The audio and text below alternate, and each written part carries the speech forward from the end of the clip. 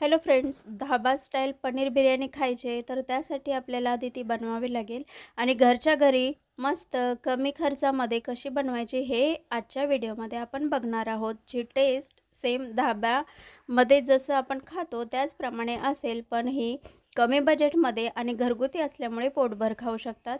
त्यासाठी इथे लांबसर 2 वाटी तांदूळ घेतलेले आहे। तांदूळ कुठलाही असू द्या, पण थोडासा लांबसर असेल तर बिर्याणी छान बनते।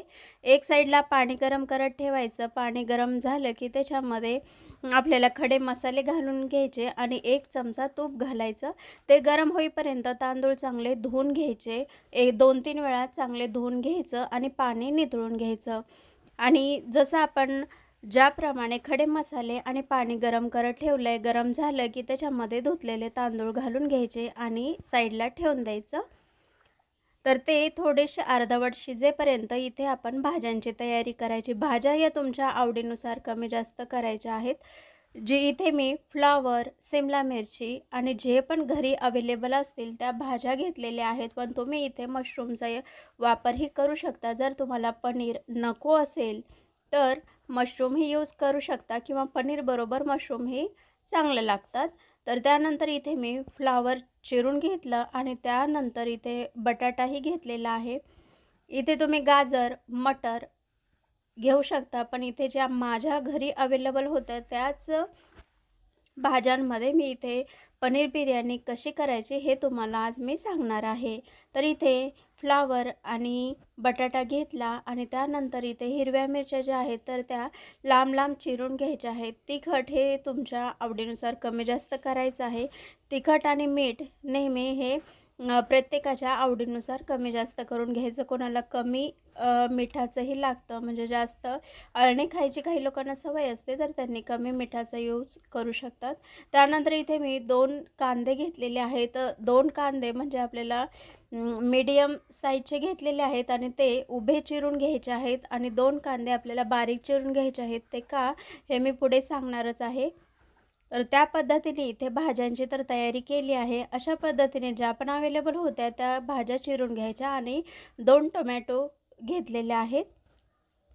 एक साईडला कढई ठेवली, थोडंसं तेल जास्त घ्यायचं आणि इथे आपल्याला कांदा हा खरपूस काळपट म्हणजे ब्राउनिश होईपर्यंत तळून घ्यायचा आहे। तर ते होईपर्यंत एक साईडला पनीर जे आहे तर ते इथे मी पाव किलो म्हणजेच 250 ग्रॅम पनीर घेतलेलं आहे आणि त्याचे उभे मोठे तुकडे करून घ्यायचे आहेत।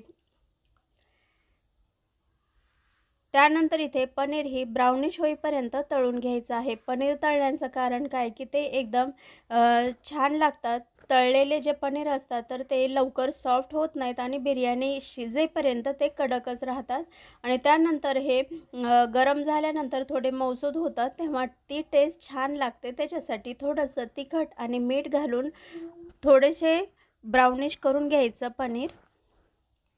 एक साईडला इथे कांदाही तळून घेतलेला आहे। कांदा तळल्यानंतर तो साईडला ठेवला। त्यातला थोडासा कांदा आणि जो मी 2 बारीक चिरलेले कांदे घालून थोडंसं ब्राउनिश केलं आणि त्यानंतर इथे 2 टोमॅटो आणि हिरवी मिरची व्यवस्थित परतून घेतली।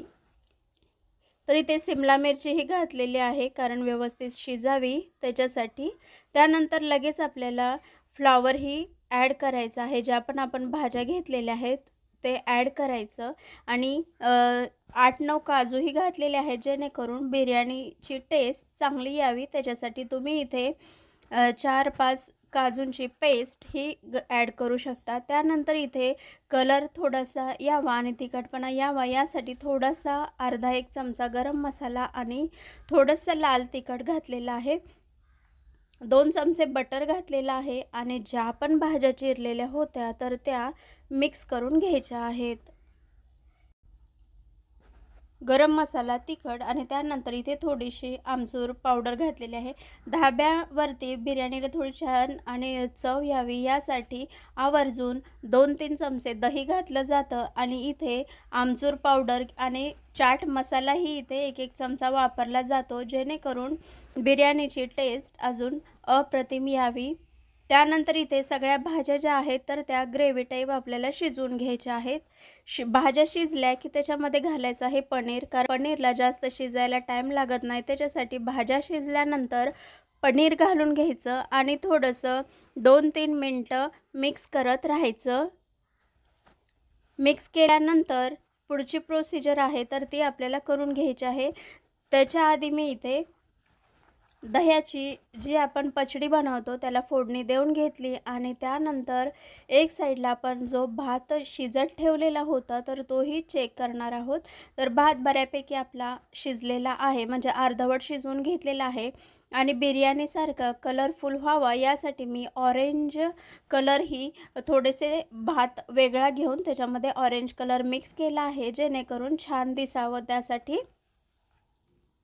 त्यानंतर इथे आपल्याला एक पॅन घ्यायचा आहे। पॅनमध्ये खाली पहिल्यांदा आपल्याला थोडासा जो अर्धवट शिजलेला भात आहे तर त्याचा एक थर करून घ्यायचा आहे व्हिडिओमध्ये दाखवल्याप्रमाणे।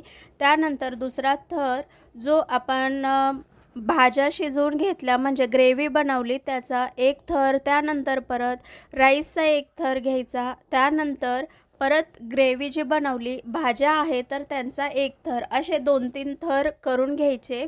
त्याने काय होतं की एकदम छान असं दिसायलाही छान दिसतं आणि बाहेर हॉटेल स्टाईल छान असं दिसावं यासाठी ही सगळी प्रोसिजर आणि ही जी सजावट आहे तर ती बाहेरची बिर्याणी आहे असं वाटावं आणि सुंदर खातानाही दिसावं यासाठी ही सगळी जी प्रोसिजर आहे तर ती करायची।